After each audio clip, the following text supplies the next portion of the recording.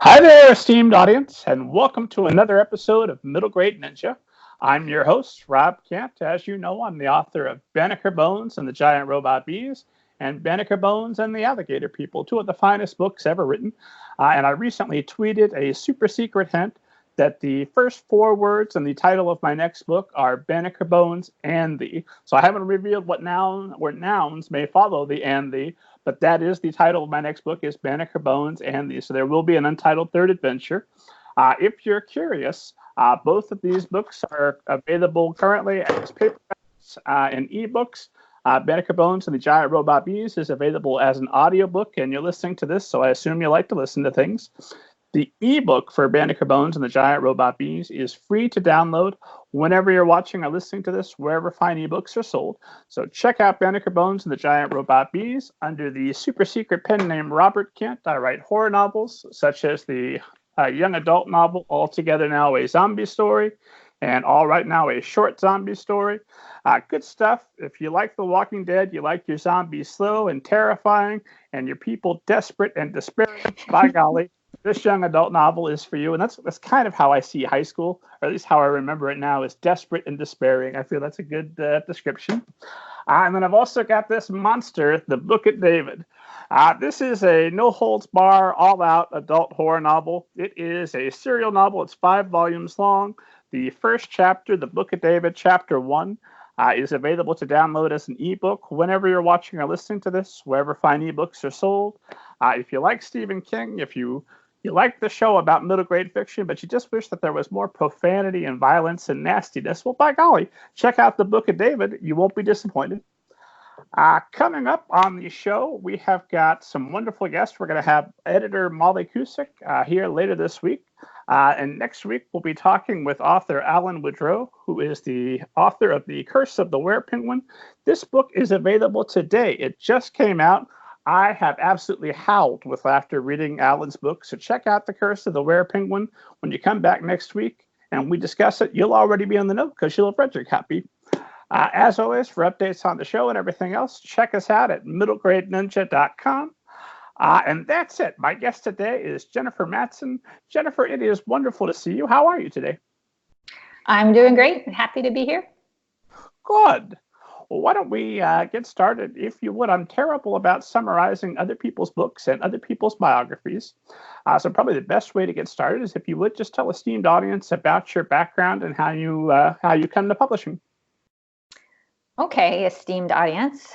So I graduated with a very highly unusual degree for somebody who went on to work in publishing, and that is an English degree. I wanted to kind of get my feet wet in publishing in some way and had a little bit of a hard time finding just the exact right niche.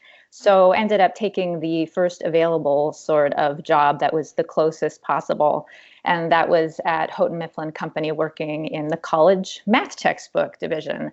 So, it was pretty far afield from what I kind of envisioned publishing to be. I certainly was thinking about it more along the glamorous fiction acquisition lines. And instead, I was sort of counting geometric diagrams in very long mathematical manuscripts.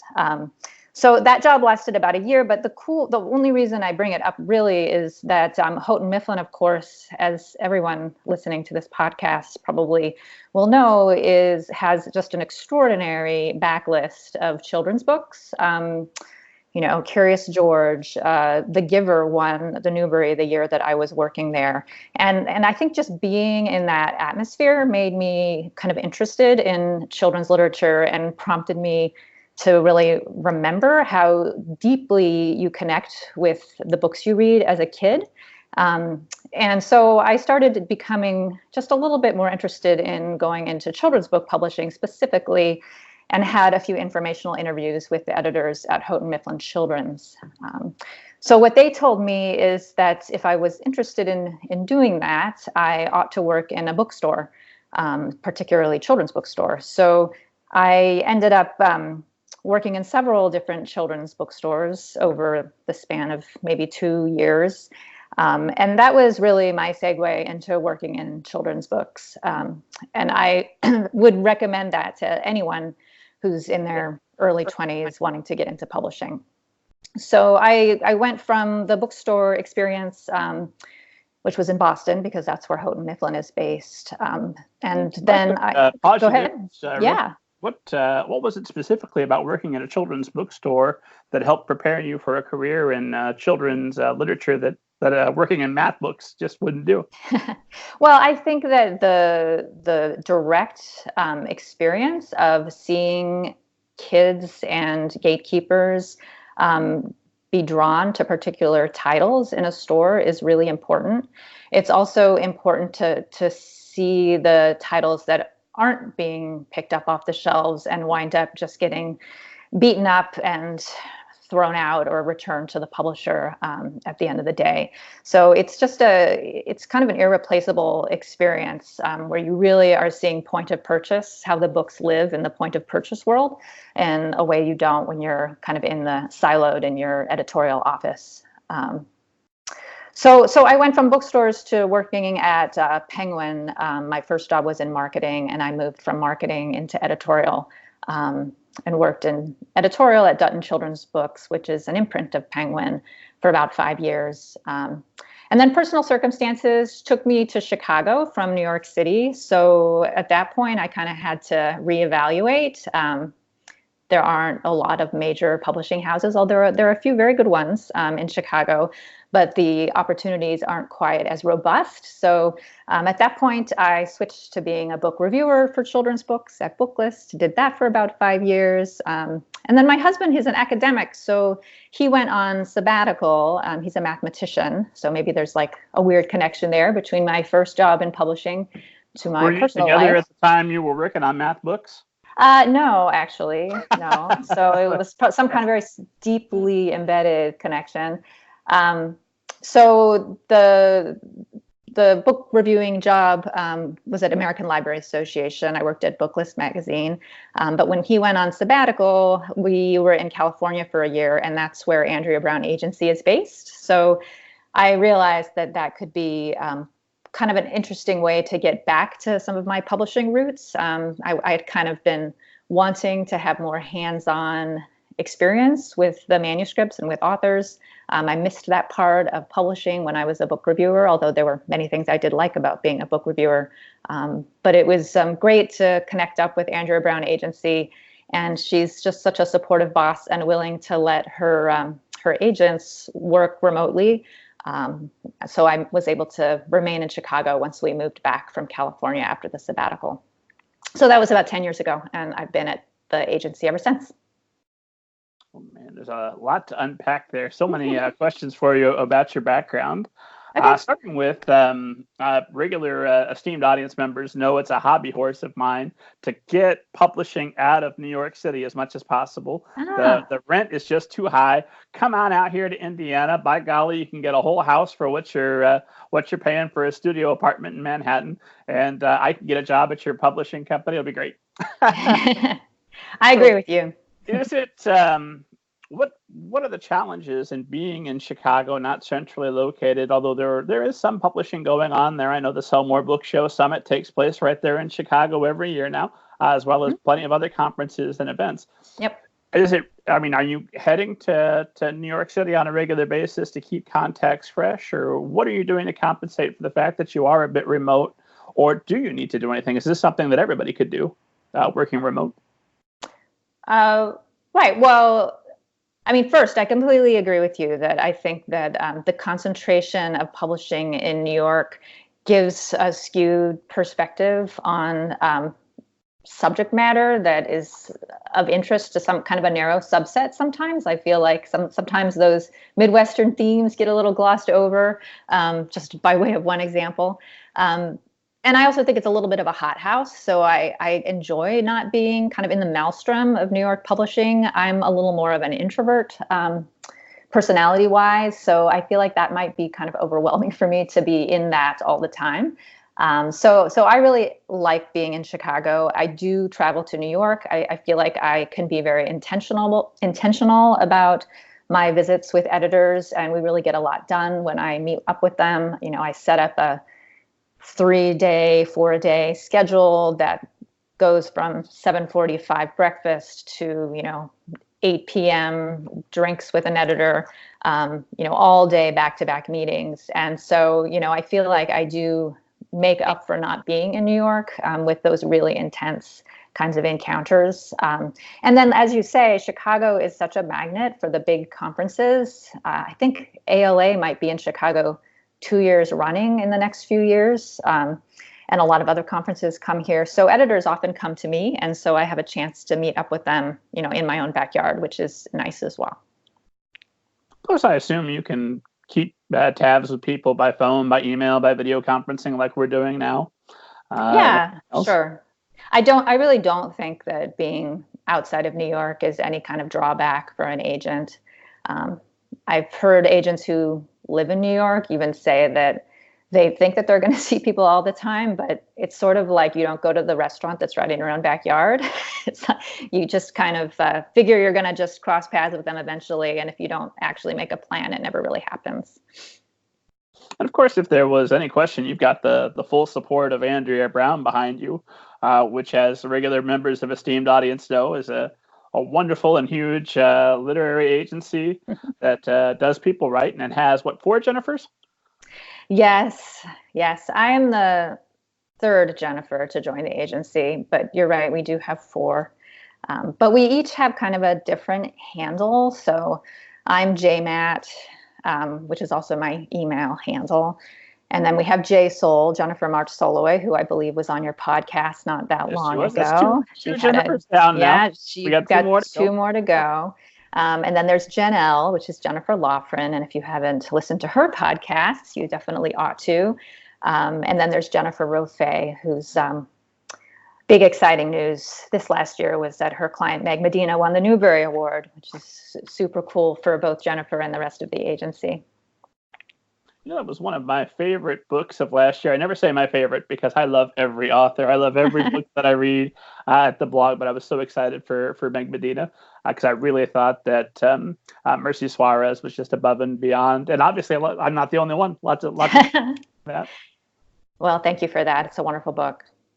In fact, I wanted to ask you just about reading in general before we get to the nitty-gritty of all the different things and aspects of publishing we're talking about. But I want to talk just about reading and your love of reading. When you've been an editor, I think you said for about 5 years with Dutton, before you then went on and became a book reviewer.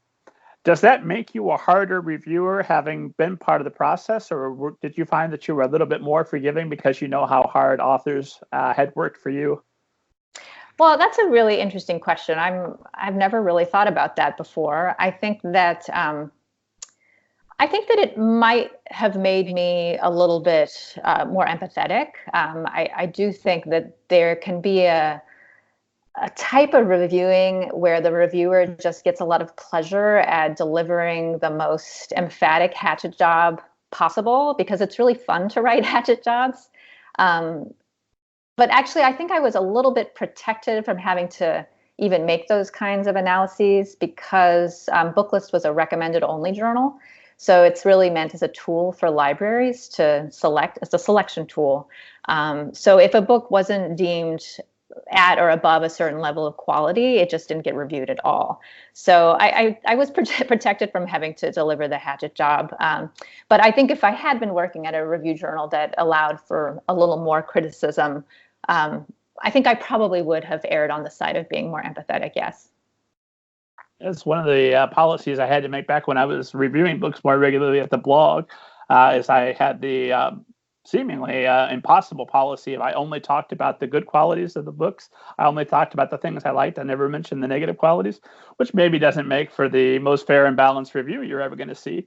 But it forced me to be a lot kinder to authors than I would have been otherwise, because I tend to be over hard on books because I feel like I'm working really hard. When I see some other author that may or may not be their fault appears to have fallen down on the job, that just makes me angrier. I think that authors really rely on the author community for support, and I think it's a totally reasonable policy decision to emphasize the positive in that situation, for sure. And if I hadn't made that decision, this would be a very lonely podcast. You might be right. Let's talk. Let's just start with right now. What esteemed audience wants to know: what kind of projects are you looking to represent, and what's the best way to get in touch with you? Yeah, sure. Well, starting with the best way to get in touch with me, so I don't forget that part. I am accepting queries, and our query policy is posted on our website, but it's pretty easy to explain. If you're querying me about a picture book, then you can send me a pitch letter and the text of the picture book pasted into the body of the email, and do put query in the subject line. That way you'll get my auto response and you'll know that it didn't get lost in the ether. And then for longer works, we request that you cut and paste 10 pages. And if I like the looks of that, I will request that you send me more or even send the full. I think that basically covers the policy, but if you want to just read up on it in more detail, and there are some other parameters if you're an illustrator that you'll want to follow, then you can just visit our website and check it out there. And with those query letters, I never want to do the how to write a query letter, because hopefully by the time people are astute enough to be listening or watching this, they know how to write a query letter. If you don't, go back to John Cusick's episode. There's a whole section on it. You can check that out. But when you're looking at a query letter, that initial pitch, what is it that gets your attention? Do you prefer to have people say nice things about you and why you're the best agent that could possibly be for them? Do you want them to get straight to the pitch? What are you looking for? What rules people out quickly for you? I think that the biggest thing that kind of catches my eye is just a general level of professionalism and obvious understanding of the industry. I think that there is a vast quantity of queriers out there who, don't really follow the kidlit industry or understand very much about it at all. And it's very easy to recognize those really just even from the first paragraph or first sentence of a query letter. So when I see that somebody maybe heard me on a podcast or heard one of my colleagues on a podcast or read something that I've talked about on a blog, I think I'm not necessarily reacting to that because it makes me feel flattered, although I guess it probably does. But I think it just makes me see that the querier is kind of plugged into the kidlit community and is working hard to educate themselves. And I think it's those clients that I've seen from experience, go on to have success in their careers because they're sort of being active participants in it's essentially career development. So I would say that's like the basic thing, professionalism, no typos, just like the basics. And then on top of that, I think that if you're knowledgeable about how to pitch your work and can do so concisely, I think that often makes things rise to the top. So when we say a pitch, what's a reasonable pitch there in the query? One paragraph, two paragraphs? If I go 5 paragraphs, is that it's 5 would definitely be too long. My colleague Jennifer Rofe likes to say if your pitch letter is longer than the manuscript, then that's a problem. And I have seen some like that. I think a short paragraph for plot is great. In terms of the whole query letter, I think that 3 short paragraphs is a good length, maybe 4. Beyond that, it starts to feel a little leggy.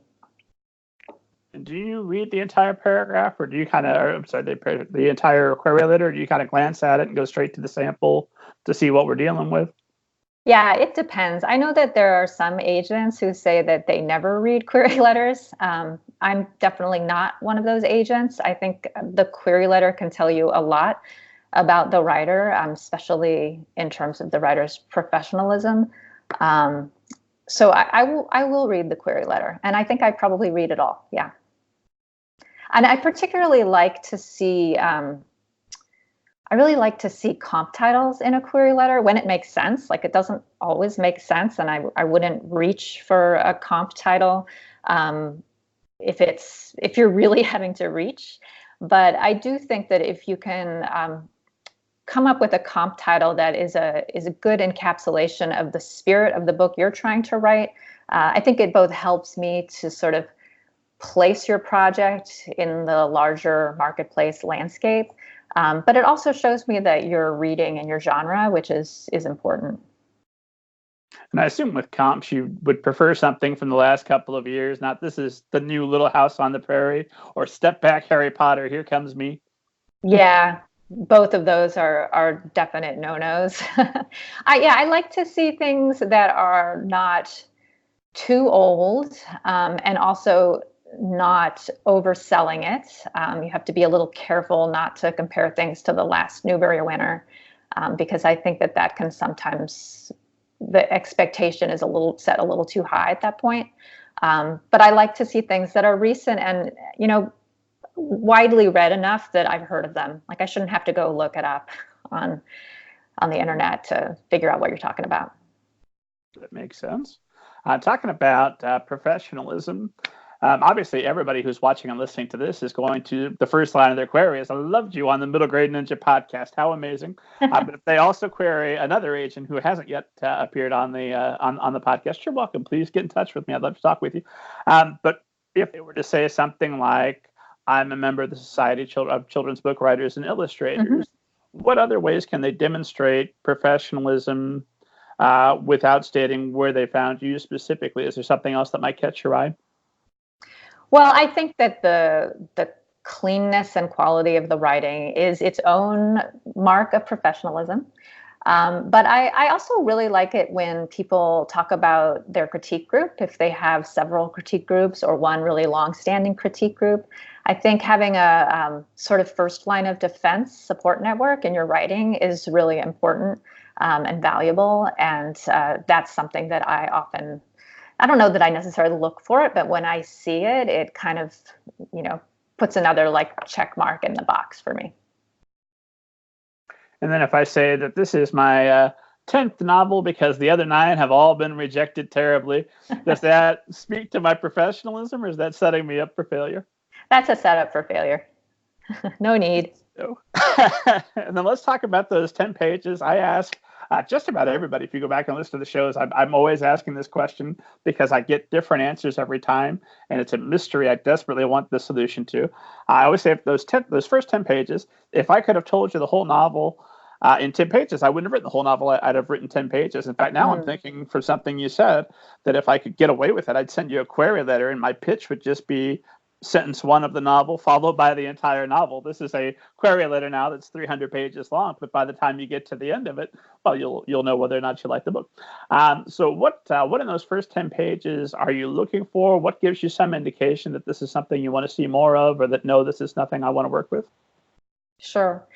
I think that I can understand your frustration, because I'm sure that it is very annoying to have people tell you that you should, have everything that's going to happen in your book already present in the first 10 pages. I mean, that's a very tall order.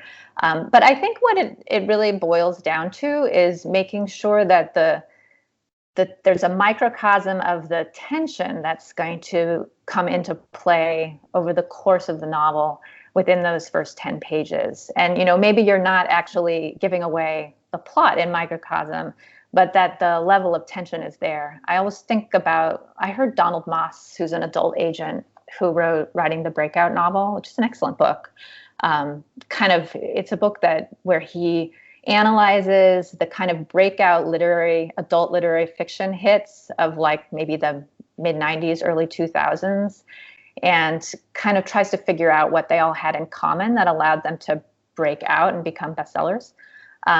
And one of the things he said in his talk was that he thinks that every page has to have some form of tension, and he instructed writers to throw their manuscript up in the air and let it all fall down to the ground. And if you grab any page and read it, there should be something in that page that makes you want to turn to the next page.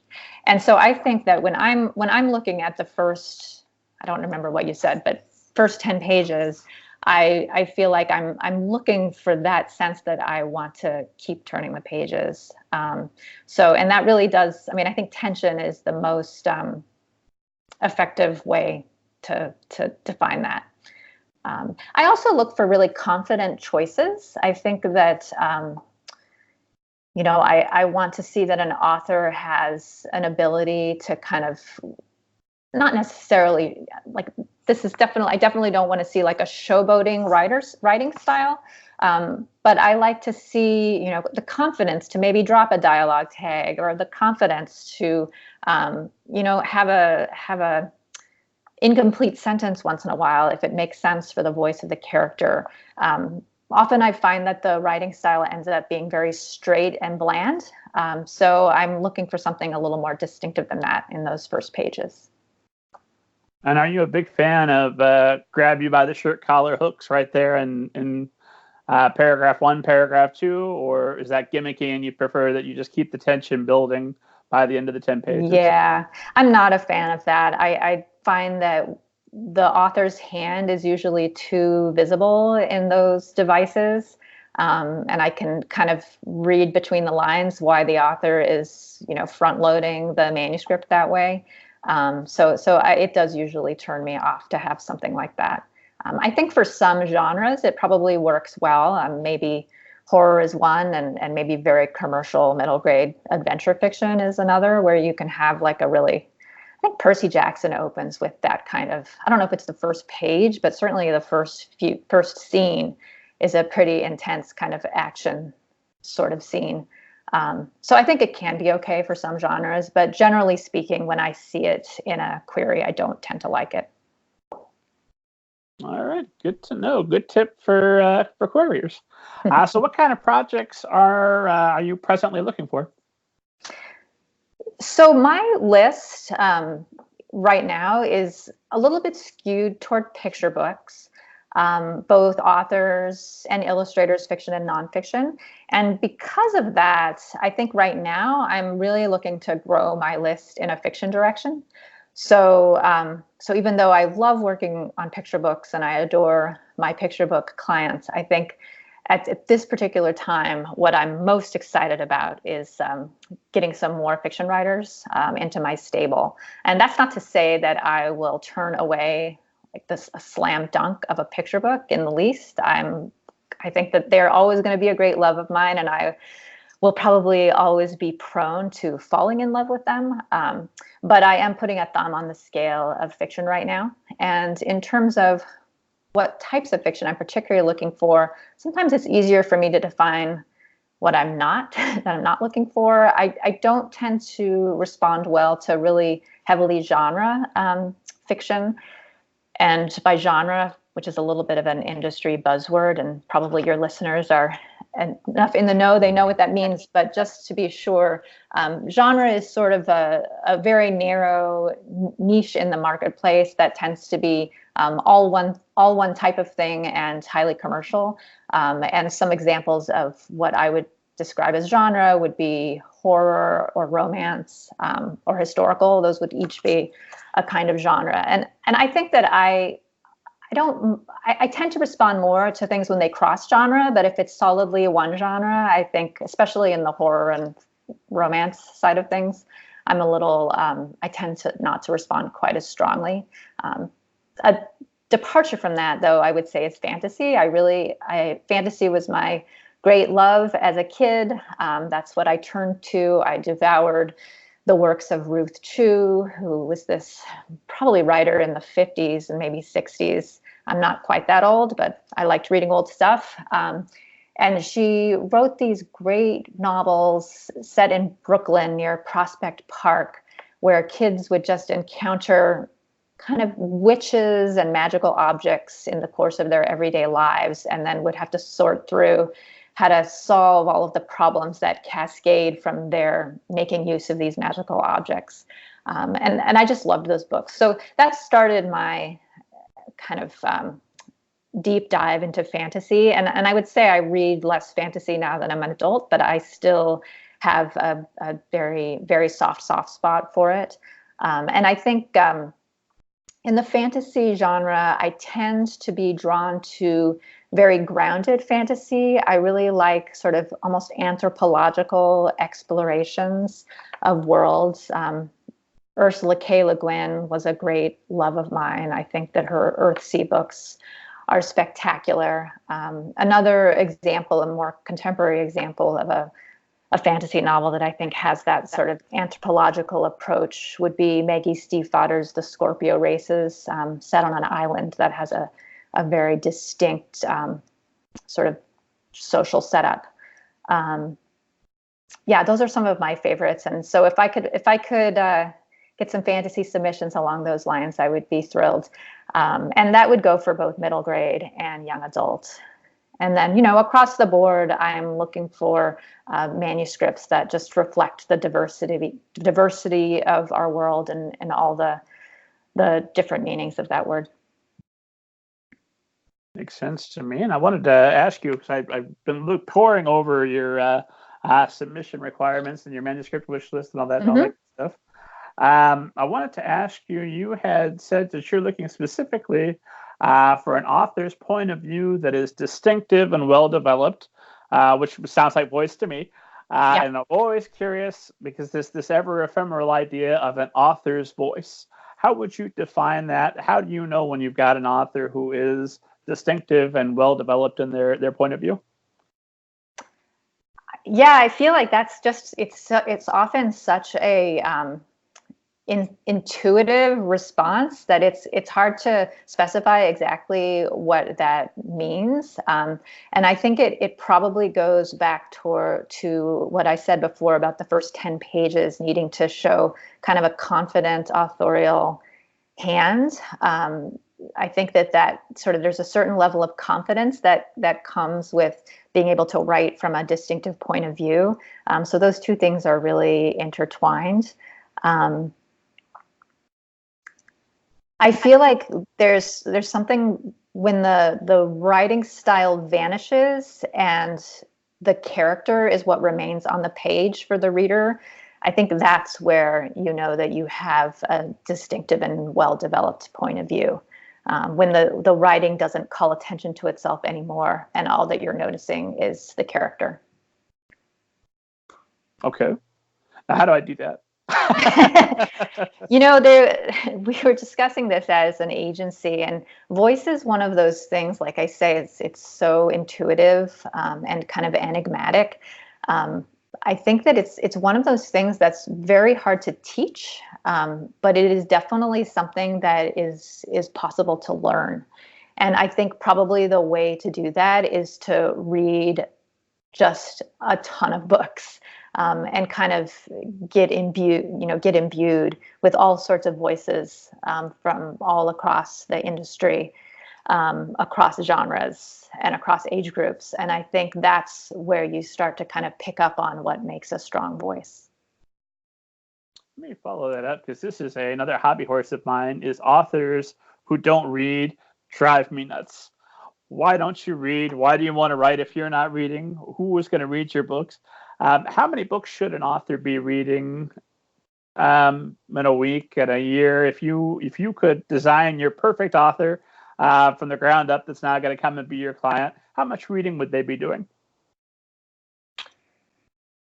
That's an interesting question. So I know that at a conference that I attended recently, there was a 100 picture book challenge that they had done, and the person who successfully completed the challenge could not stop talking about how much it had informed his writing.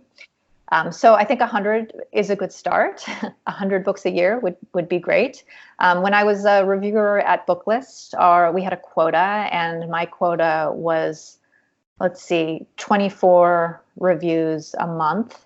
And I felt like that felt intense, but it also felt like it gave me a very wide-angled view of the marketplace in a way that I probably haven't had since.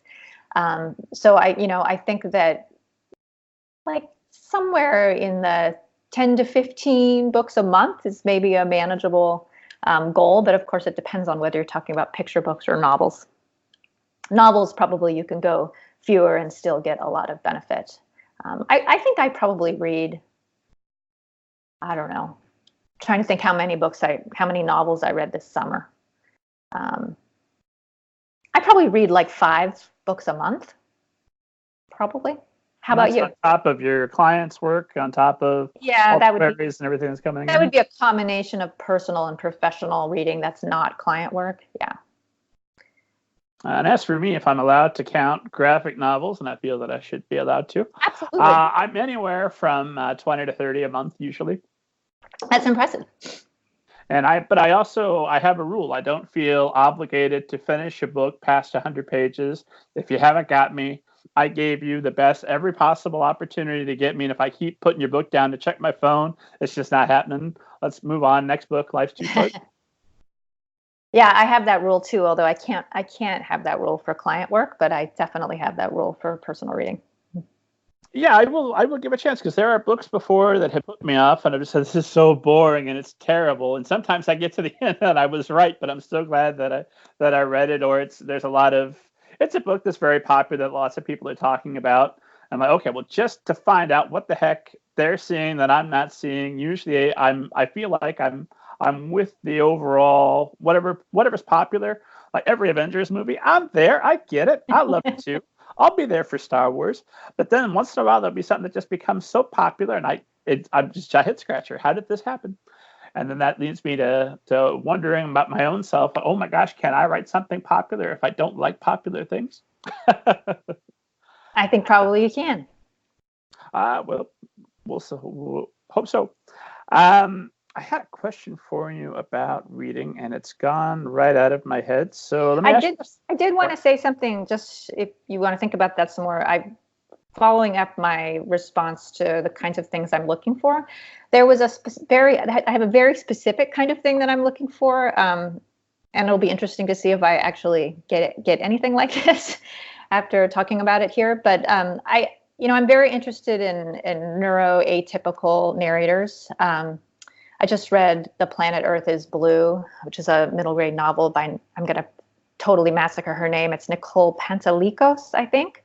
And it's about a little girl with autism, pretty severe autism, set during the Challenger disaster. Anyway, it's a great book. But it made me remember that I'm very interested in neuroatypical narrators. And I have a nephew with Down syndrome. And I think it would be really interesting if somebody could write a novel where a Down syndrome character doesn't have just a subsidiary role, maybe a point of view, or maybe some other stronger role in a book. But that's something I think would be that I think isn't out there right now, and it would certainly be of interest to my family, but I think also of broader interest and creative interest to me. I agree. I seek out books with characters who have autism or some other type of neurodiversity going on. And the question I always ask about that is, if you get somebody who's written that book and they themselves are not on the spectrum, although most of us probably are, especially if you're if you're in publishing, there's a decent chance that just a little bit on the spectrum. But if you've got somebody that's written that book, would you then employ sensitivity readers? How would you ensure that they had gotten that perspective right, and that they're telling something that is true to that story and not exploitative? Yeah, well, that's an amazing question and a really important question. I think that, as agents and also people on the other side of the desk in publishing, and writers too, all have a ethical responsibility to make sure that the representations are not unintentionally inaccurate or hurtful. And I think that employing authenticity readers is a really is one way we're going about that. And another way is to sort of ask hard questions going into the project to make sure that this is a project that makes sense to write. But once the project is written, an authenticity reader, I think, is starting to become very common and even imperative in publishing. And sometimes it happens at the developmental stage with the agent and the author employing an authenticity reader for early reads, and then later on it often happens as a second layer once the book goes to a publisher, and the publisher takes care of connecting with just the right people. And sometimes a single novel can have more than one authenticity reader. It just sort of depends on the different angles of diversity that are present in the book. You need to have the right person for each of those. And would that be something that you'd wanna do prior to beginning to submit that to publishers, or would you prefer to get a publisher secured and then, as part of the editing within the house, have those people come in? At what point in the process Mhm. should an author be concerned about them? I think at all points in the process, the author should be thinking about it, and I think very often we do have it in the lead up to submission, but also after a book is already under contract. Sort of the pre-submission would have one round of authenticity read, and then in the editorial back and forth, that would be a process, a similar process going on. While we're in this territory, a question I'm asking every publishing professional that I talk to, or at least I'm trying to be mindful to do, because I want to see a greater push for diversity in publishing. I think a lot of people want that. And we're seeing more diversity in publishing now than we would have seen certainly maybe 10 years ago, a lot more than 50 years ago. But there's Sure. still a long way to go. So what are you seeing publishers do? What are you personally doing to help increase diversity in publishing's offerings? Yeah, well, you're so right that it's better than it was, but there is certainly a long way to go. There's still a great disparity in the number, not especially, but thinking about some statistics I heard for picture books, like the number of picture books that have children of color on the cover versus animals or white kids of color. It's a very small and upsetting percentage.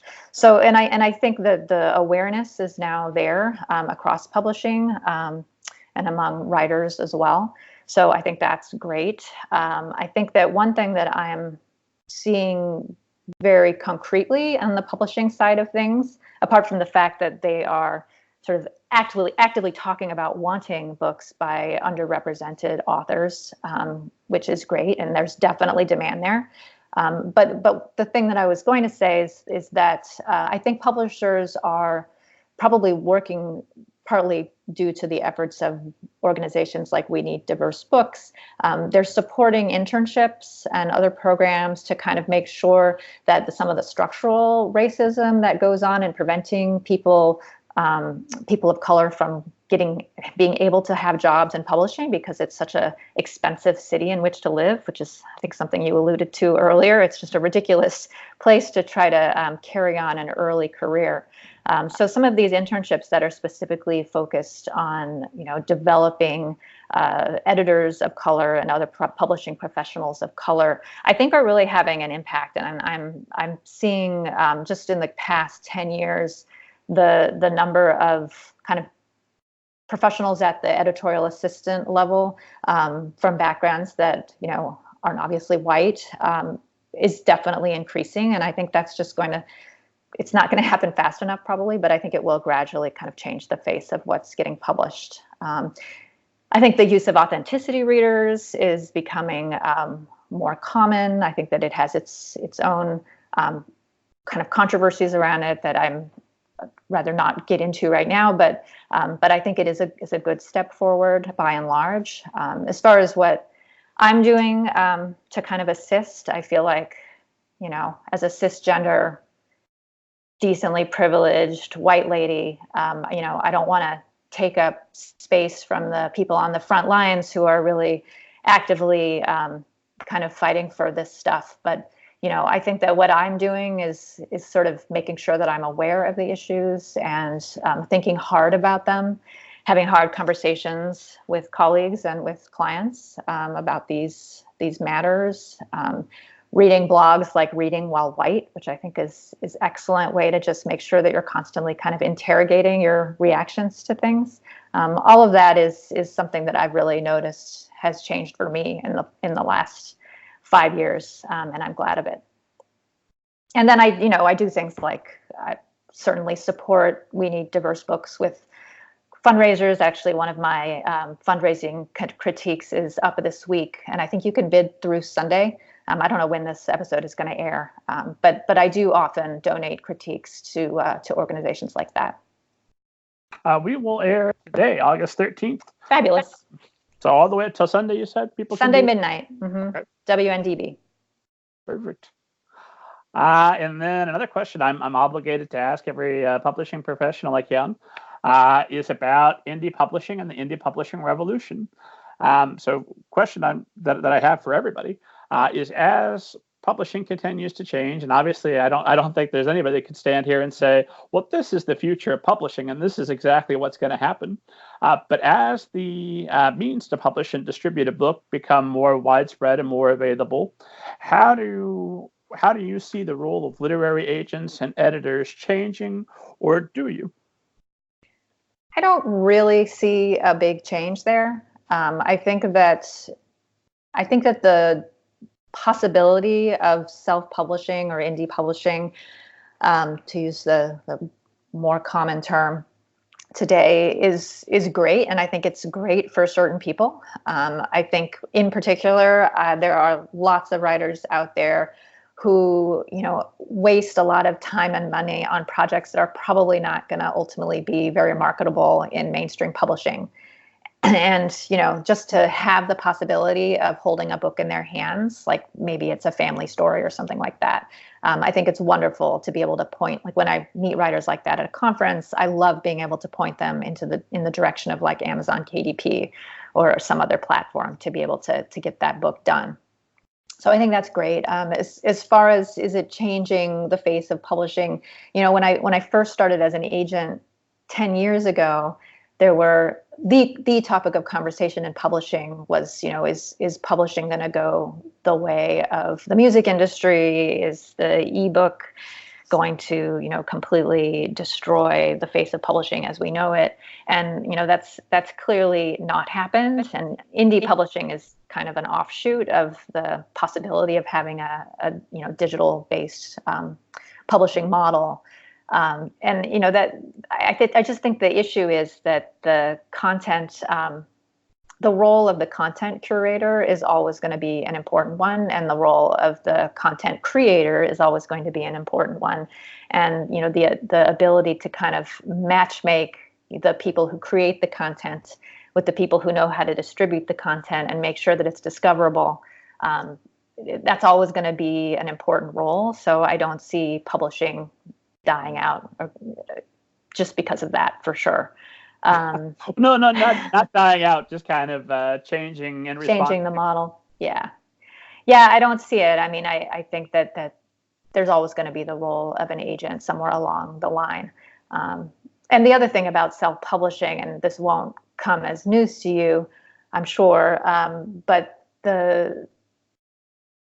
there's a very large gap between the people who are able to make a lot of money in self-publishing and really have a viable career of it, and the vast majority of people who, really are unable to kind of do the kind of constant travel and legwork that you would need to do, because, you're serving the role of every aspect of a publishing company when you're self-publishing. You're being the marketing department, you're being the distribution, you're being production, you're being managing editorial, you're being the copy editor, you're being the book designer, you're doing everything. And it's just not a very viable job for one person. There are a few high energy people out there who've managed to make it work. And kudos to them. But I think for a lot of people, it's just not that viable. Fair enough.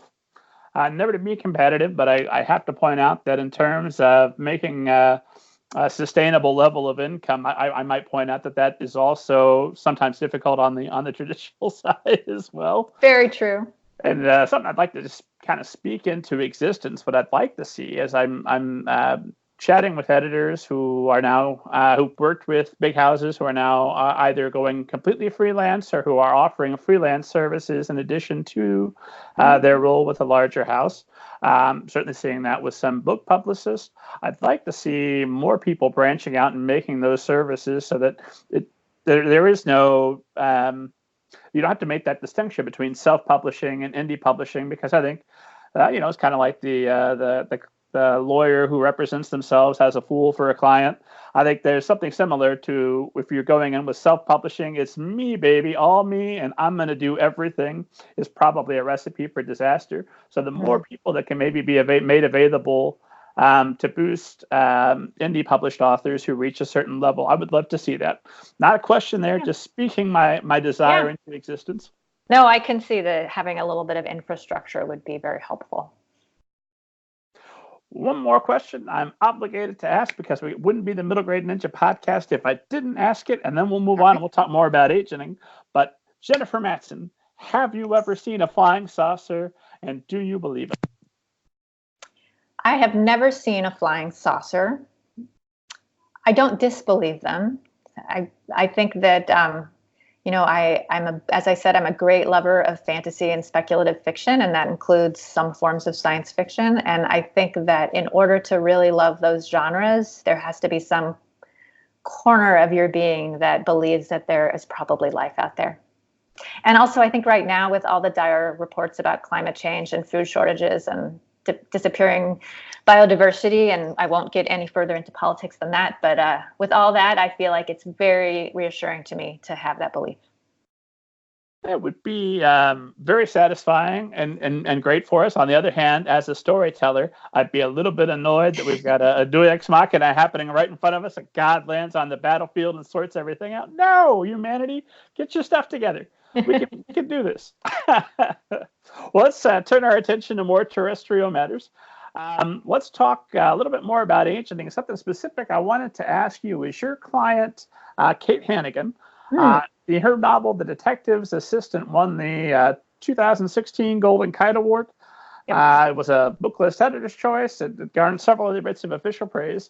Obviously, Kate Hannigan was probably doing an extreme happy dance. That had to be a good moment for her.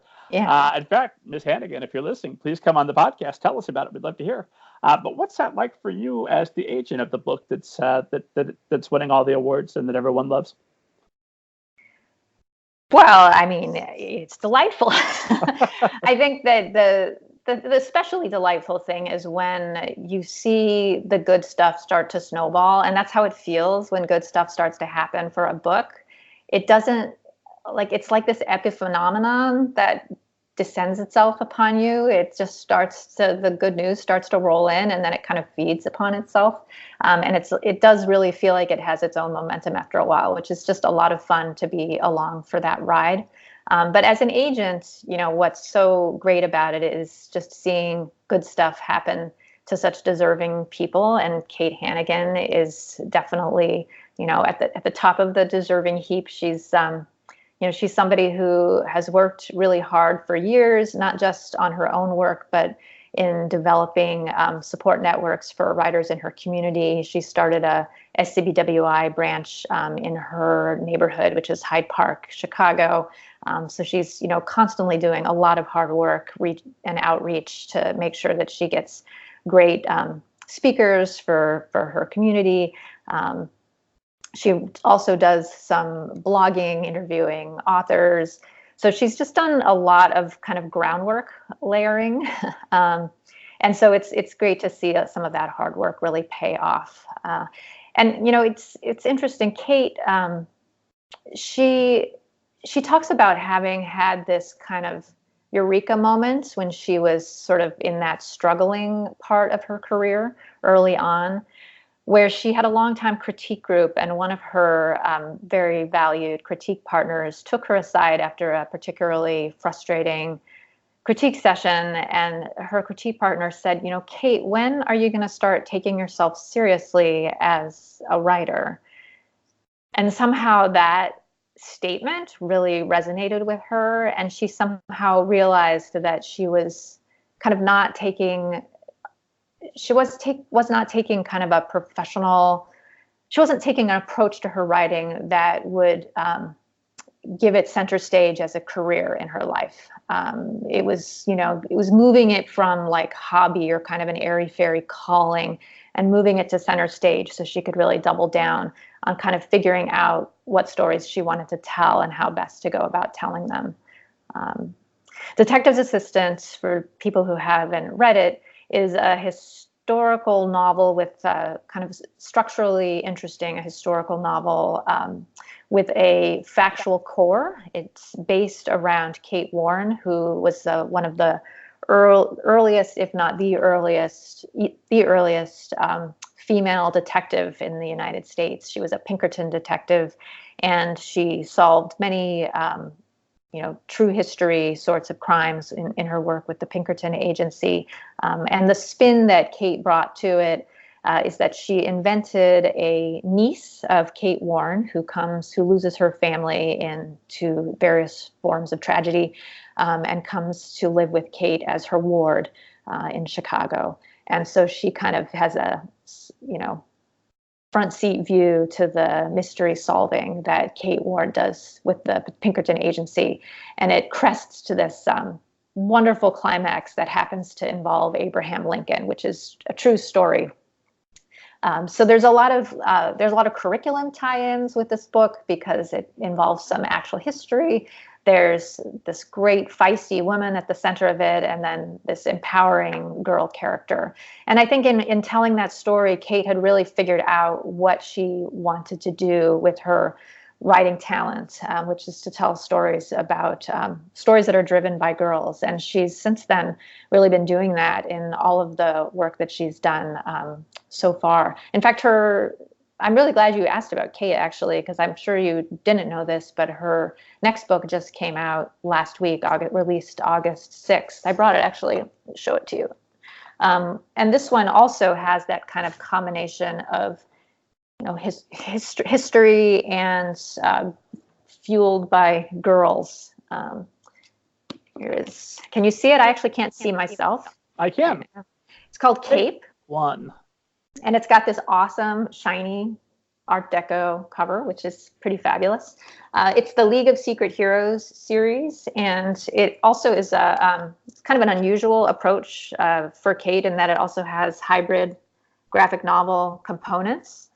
So mostly fiction, sort of in a Brian Selznick way, but with these graphic novel interludes. So that's been kind of fun to work on with her.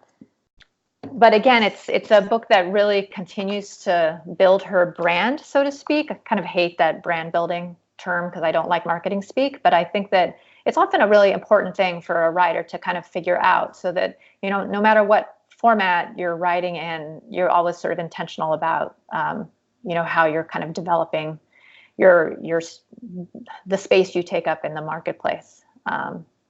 So yeah, that's Kate. She's great, and please read her new book. Well, I did know that her book came out last week, just to give people kind of a little bit of a behind the scenes preview.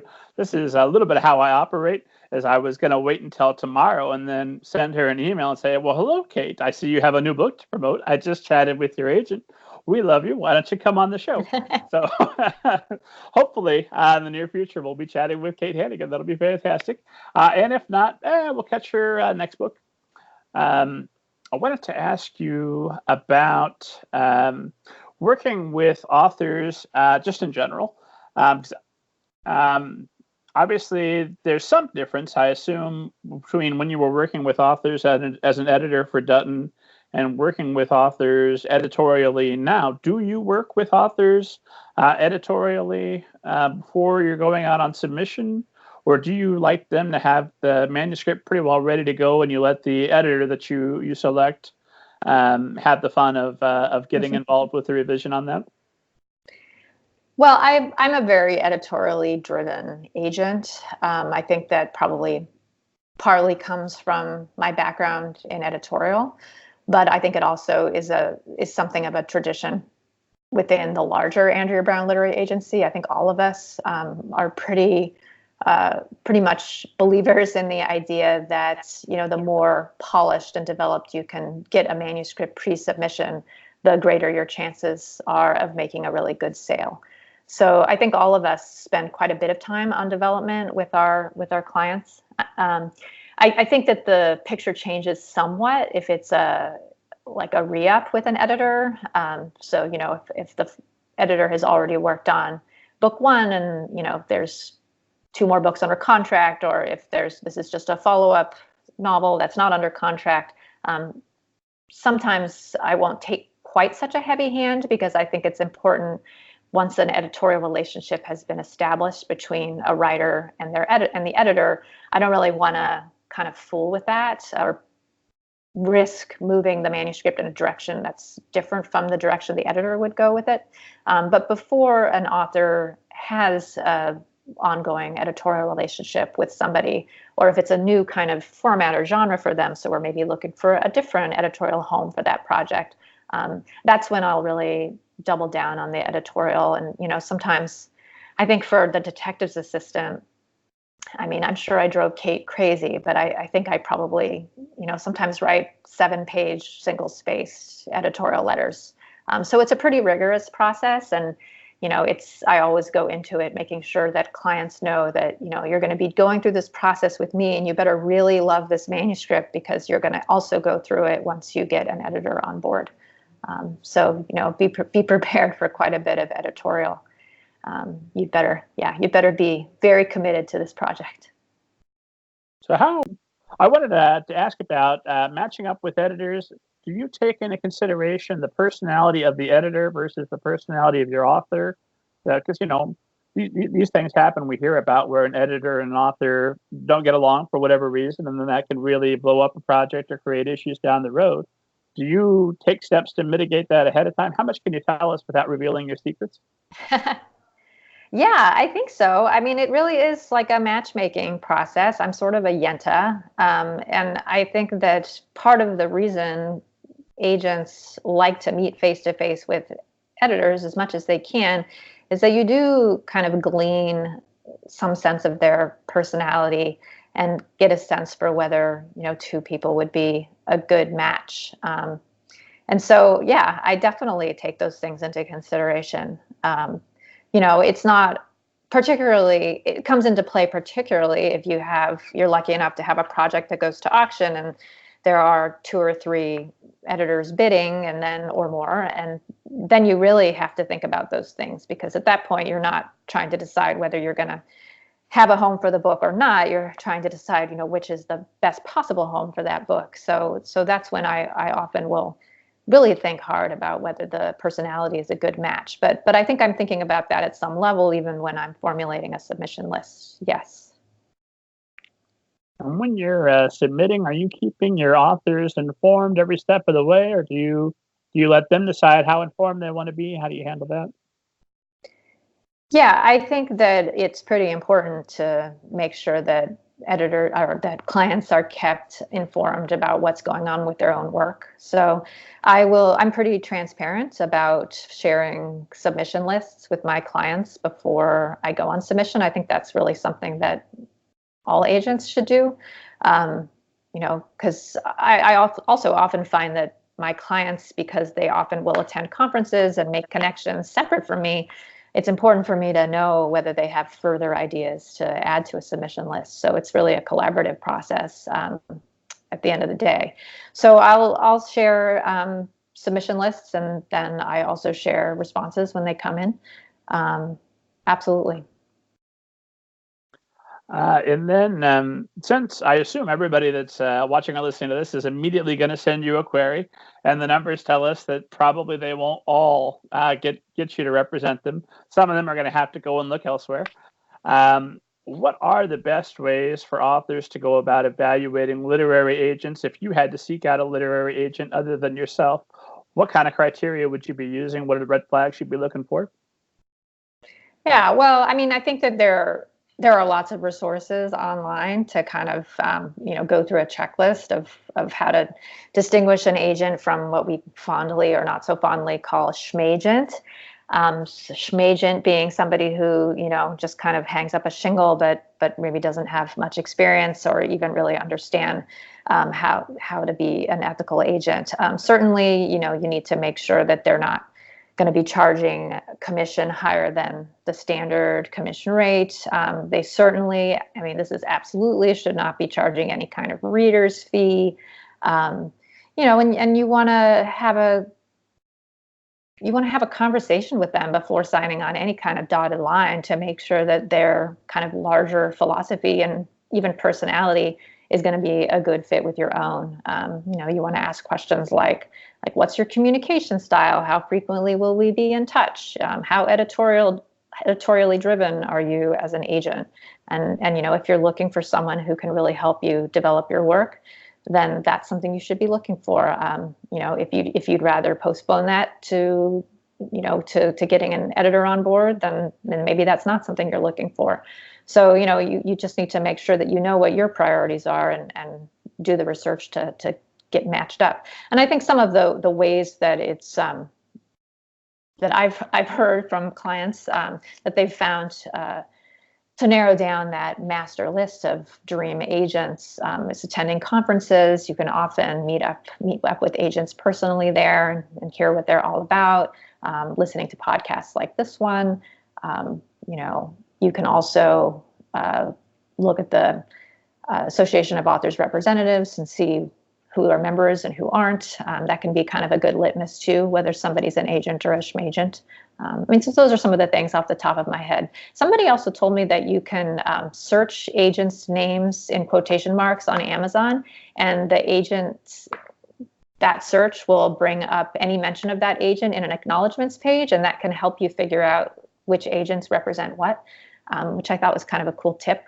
But of course, if you are a Publishers Marketplace member and you can get a free membership for the first 3 months or something like that, you can find out all that information too, what deals particular agents have struck with which editors. Sense to me. And then I know we're running close to the end of our time. I do have a couple of questions I'd kick my own butt if I didn't ask you about. One, I wanted to make sure I asked you just about Andrea Brown, because I forgot to ask Jennifer March Holloway about this. Okay. What are the advantages of an agency like Andrea Brown versus another agency? I just want to give you the platform to sell us on Andrea Brown. Tell all the authors listening and writing their queries towards you. What does Andrea Brown have going for it that you've been there 10 years and no other agency could touch? Well, I love talking fondly about my agency. I think that there are lots of different agencies out there, and many that do wonderful things for their clients. But I always love to tell you the great qualities of my particular agency. So one of the things is that Andrea Brown, with quite a bit of foresight, established ABLA, which is the acronym by which we normally refer to it, established it 30 years ago as the only kid-lit exclusive agency. So it was the only children's specialty agency at the time. And this was, years before Harry Potter. So, I think that Andrea had quite a bit of foresight to realize that a children's lit specialist agency could really make a go of it. And it certainly has. So we're also extremely collaborative as an agency. And I think that even clients of the most junior agents reap the benefits of the experience of the most senior agents, because we're in constant conversation. We're frequently discussing fine points of contracts to make sure that we're getting the best terms for our clients. We're constantly kind of mooting, even to the level of the tone of an email that one of us might be sending to an editor about a sensitive topic. We're sharing that and making sure that it's going to come across right. So we have just a very collaborative atmosphere, and I think that just sort of tells you something about the people involved. I feel like we're just very nice people that want to work with other very nice people, and I think that we're successful with that a lot of the time. The other thing that's kind of more of fiscal importance to clients is that because we are a bigger agency, and we have the clout of a bigger agency that also represents some New York Times bestselling writers, and some award-winning writers like Meg Medina, who we mentioned earlier. I think because we have both developing career authors and those really heavy hitters, we're able to have quite a bit of negotiating clout. And I think that people who are still, we love having authors who are still developing in their careers, and I think they benefit from the fact that we've got some of that negotiating power. You mentioned Meg Medina again, and we can't ever talk enough about Meg Medina. I should just point out there, on the off chance that, Meg, if you're listening, there is a cameo appearance from a character in Banneker Bones and the Alligator People named Mercy just for you. That's how excited I was about Mercy Suarez Changes Gears. I love little Easter eggs like that. That's cool. And then, gosh, you'd asked me before we got started, gosh, will we be able to fill up the whole time? Absolutely, and more. It's not a concern.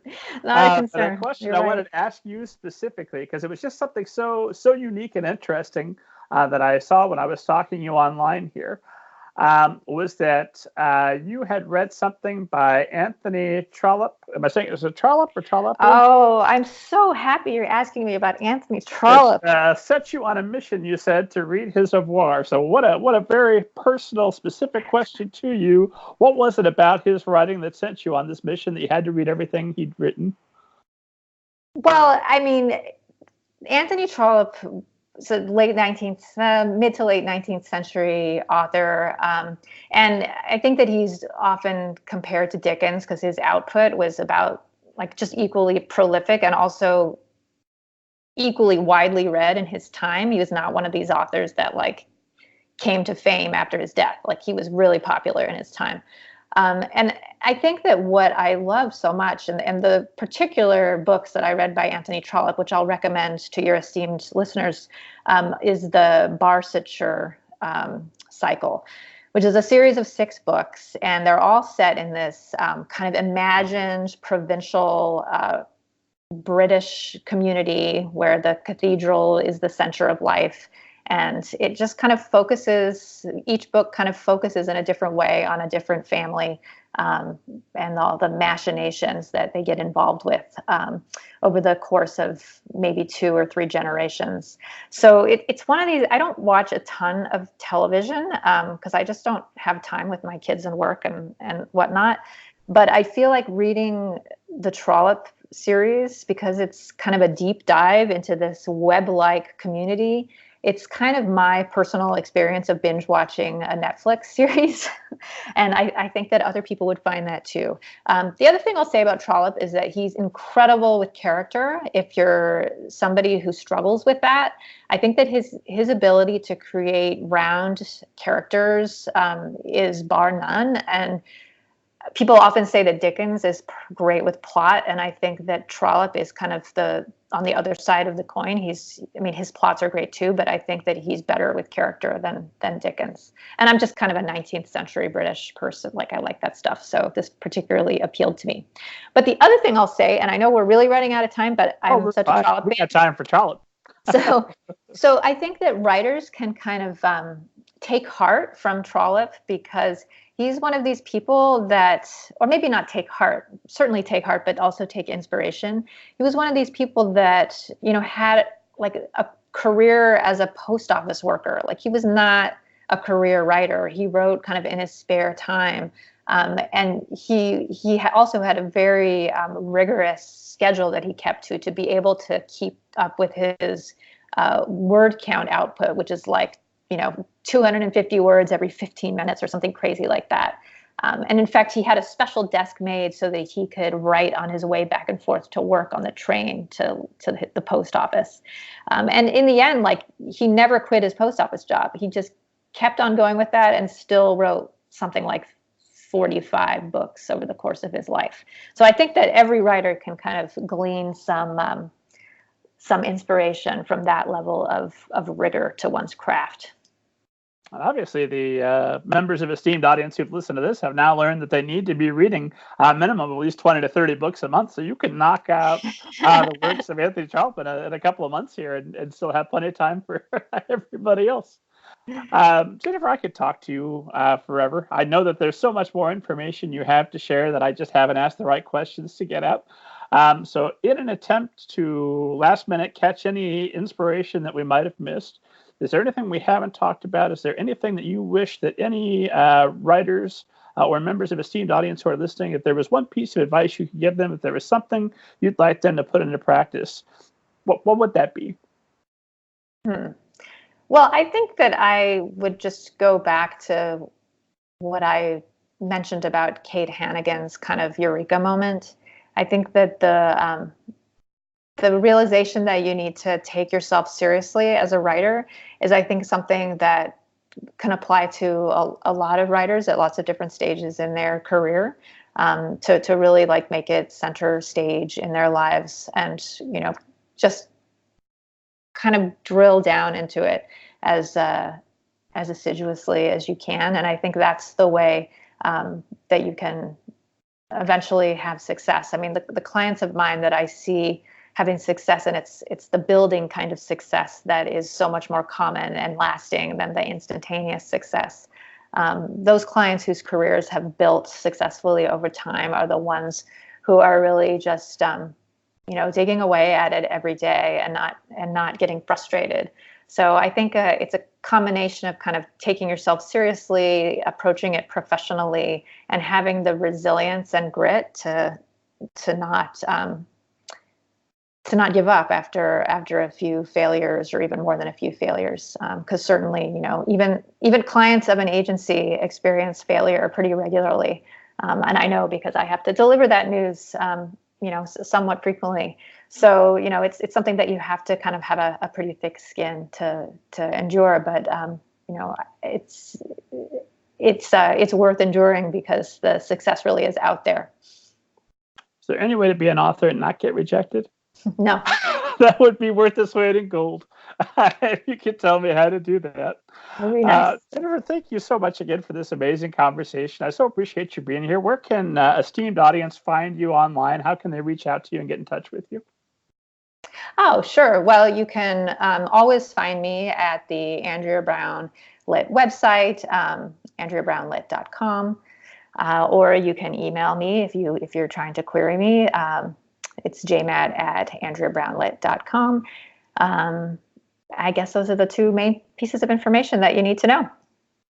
I, of course, am always available at middlegradeninja.com. If you head there now, you can read as well as listen to interviews with hundreds of publishing professionals, authors, anybody that you'd want to be aware of. Go check that out. You can read some of my book reviews without teeth. Those are always fun. Make sure you download your free copy of Banneker Bones and the Giant Robot Bees. Or if you love the Middle Grade podcast but don't like middle grade books, that's fine. Get the Book of David Chapter 1. Download that for free as well. Make sure you find your way back here either late Thursday or Friday when I'm going to be chatting with editor Molly Cusick, and come back next week to talk with author Alan Woodrow. And Jennifer, I always ask our guests to sign us off. Our sign-off phrase is hi-ya and what have you. Would you sign us off? Hi-ya and what have you.